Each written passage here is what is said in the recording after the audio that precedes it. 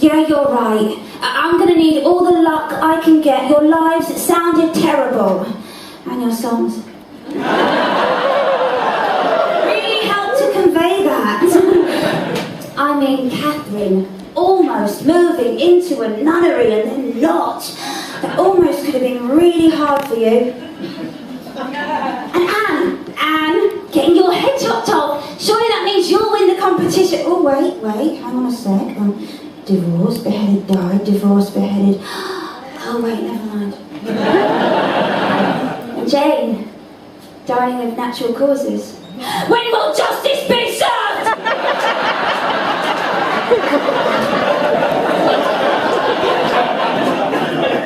And surviving.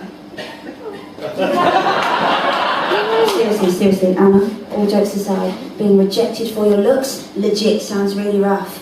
I wouldn't know anything about that. I mean, look at me, I'm really fit. So yeah, I can't even begin to think of how I compete with you all. Oh wait, like this.